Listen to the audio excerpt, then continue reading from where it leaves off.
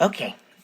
Well, Michael, my first question is, well, just tell us a little bit about yourself. Where are you from, and what? Yeah, well, I'm a native of Atlantic City, New Jersey. I grew up there pre-casino and left, I guess maybe 3-4 years after the casinos came in. Atlantic City was kind of I don't know how the adults felt, but it sure was a lot of fun for a kid to grow up there.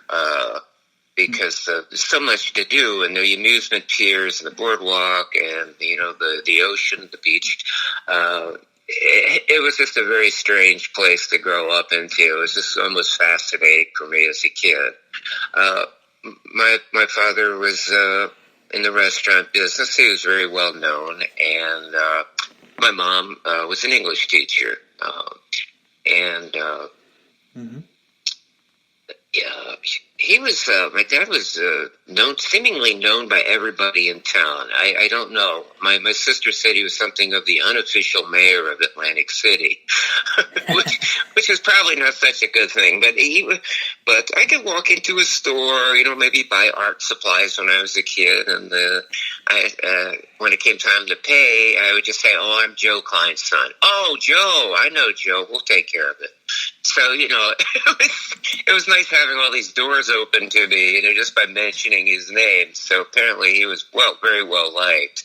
And I got into, when I was very young, my mom had a recording of Louis Armstrong's Hello, Dolly, Mm-hmm. which was a big hit for him. And from a very early age, I put it on the turntable, and I just loved the sound.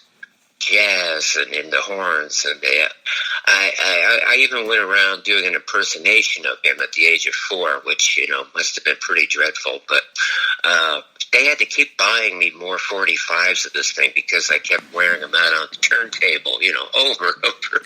And so from that age, I got very interested in the big bands and jazz, and I was kind of peculiar, growing up because. When I got into my early teens, most of the kids were all listening to AC/DC and Aerosmith, what have you. I don't remember.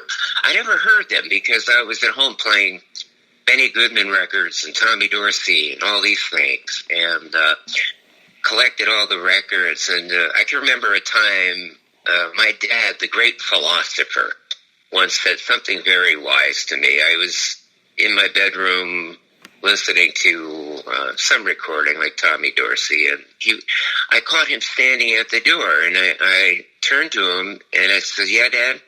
And he looked at me very sagaciously and said, "Michael, if you had lived during the days of Tommy Dorsey and Artie Shaw and Duke Ellington," "Yes, Dad?" "You'd be about 57 years old right now." And he walked away. That was, that's all he had to say. And he was like that. And so basically, I worked as a musician in Atlantic City for a number of years at the piano. I've worked in bars and some of the casinos in the orchestra pit.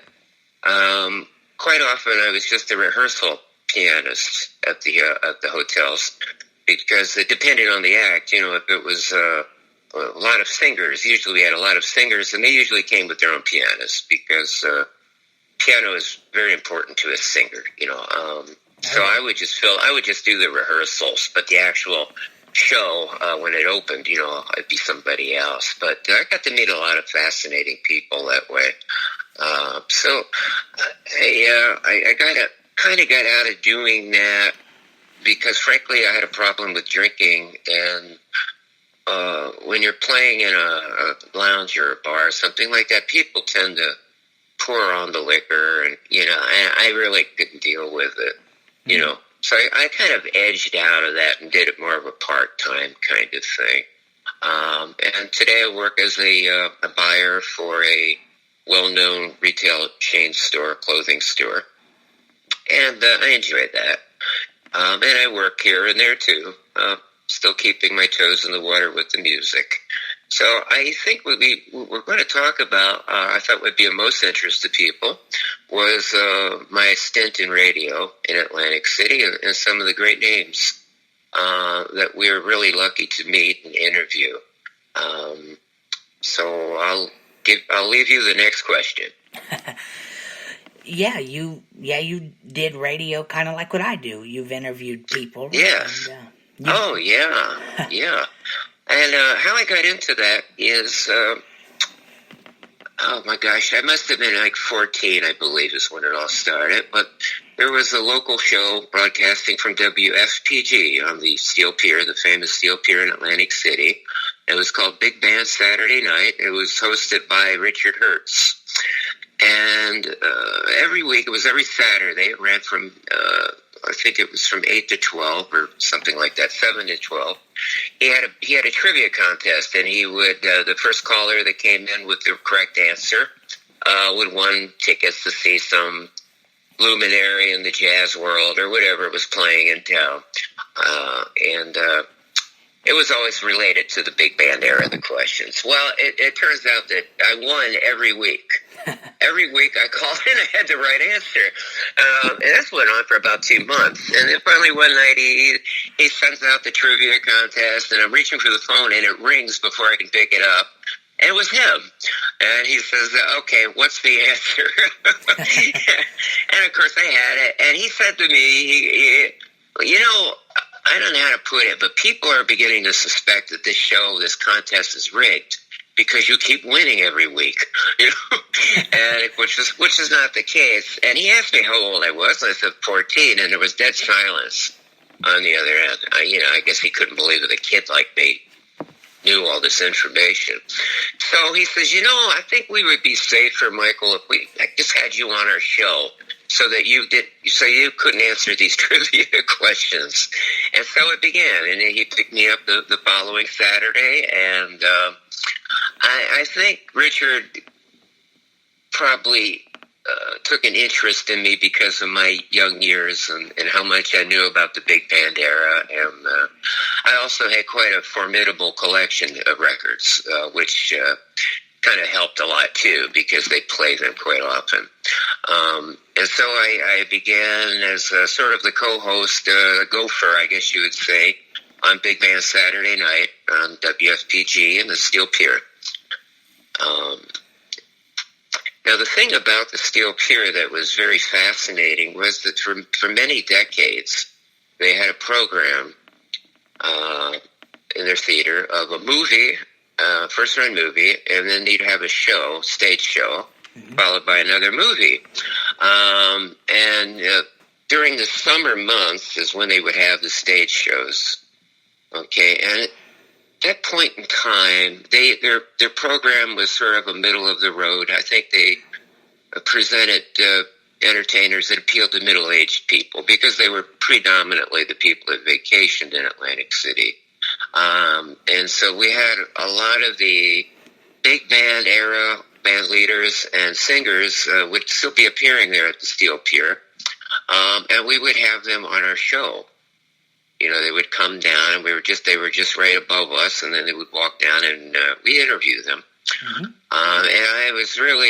I'll tell you, I was very fortunate for a kid my age, and with my fanaticism about the big band era, I was very lucky to be in that place and time that I was able to meet all these people, and a lot of them were in their final years, and I think I gave you a list of names of some of the people we mentioned, and if you want to just ask me about them, go right ahead. Yeah, you've interviewed a lot of the great singers and musicians back in the day. Oh, yeah. Oh, yeah, Harry James, Woody Herman. Yeah. Benny Goodman. Oh, yes, Benny Goodman, and that was probably the biggest name, I guess, because he was, after all, the king of swing. Yeah. But I think the first week I was there, we interviewed a couple of singers. It was Bob Eberly and Helen O'Connell. Mm-hmm. Now, I don't know if they're too well remembered. I think Helen O'Connell's pretty well remembered today, but they were a phenomenal pair of singers. They made many big hits with Jimmy Dorsey, like Tangerine and Green Eyes, were, I think, two of the big million sellers. Mm-hmm. And I have to say, they came down. I had seen their stage show, And I had grabbed Bob at the stage door, and I asked them if they wouldn't mind coming up down for an interview later in the night. And so they showed up, and I have to tell you, they were two of the nicest, down-to-earth folks I have ever met in my life. You absolutely adored them. And Eberly especially, he's not very well known, but at the time when he sang with the big bands, he was very major competition with Frank Sinatra. In fact, Frank Sinatra was worried that Bob Eberly would break out as a solo before he did. And I can understand that because Eberly had a magnificent voice, and I don't know if you've heard any of his recordings of Jimmy Dorsey, but I have. He was what they used to call him the boy of the girl singers back then, and at that period of time, he was really the best of the boy singers. He was better than Sinatra, even in those early days. But somehow he didn't quite make it as a solo, where Sinatra, of course, achieved stardom. But he was just funny as heck, that fellow. In fact, when they came down, Helen O'Connell was talking about the fact that when she got on stage, all the guys in the band were staring at her feet. And she was worried. She said, well, what is this, my slip showing? Or, what's wrong? And she revealed to us that earlier Bob had told the guys in the band that she has a wooden leg. Now watch her walk. She doesn't show it at all. That was his sense of humor. But they were all laughing about it. You could tell they were very close to one another and loved each other dearly. And I think I remember about Helen O'Connell is I said something very nice about her performance on the stage, and she reached over, you darling boy, and pinched me on the cheek so hard I thought I was going to faint. Then I said something really nice about Bob Eberly, and he reached over and did the same thing. So they were really wonderful. We had them on 3 seasons in a row. And the second time that they came down, Helen O'Connell comes through the door and says, where's that darling boy? And she runs over and pinches me on the cheek. So I was in cloud nine. I remember I told my dad about it. And, of course, he'd been infatuated with Helen O'Connell back in the day. And he was I think he was jealous of me, really. I love those two. Those were my favorites. And some years later, actually, I been in contact with Bob Eberly's daughter, and she had revealed to me that sadly, Bob had died of cancer, and he was in the hospital, I think on the East Coast, and Frank Sinatra, this is rather interesting, Frank Sinatra had flown in to visit him, and stayed with him for a couple hours, and picked up the hospital bill. Mm-hmm. And so, that's another thing that really endears me to Frank Sinatra, to do something like that, especially when they were such big competitors back in the big band era, to visit Bob Eberly and, console him and cheer him up a little bit. I thought that was just wonderful, really. And so we had them on, and I think the next one I can remember was Harry James. Mm-hmm. I think the thing about Harry James that startled me the most, because I had not seen him for many years, but when he showed up, he looked actually a lot older than his years, and I understand he drank a lot back in that time. I didn't really notice that at all about him. He seemed fine to me, but I remember when he excused himself to go to the bathroom, and Richard, the host, turns to me and he says, well, what do you think? And I says, well, he probably feels as healthy as you or me, but, he looks old. But he came in and he was rather nice. He was rather quiet, man. I have to say that all of these people that we had on, the bigger they were, the more self-effacing they were. They didn't glow all the time about their recordings or their achievements. They loved talking about music, and Harry James was one of those people. He loved talking about his horn, and It was quite the virtuoso on it.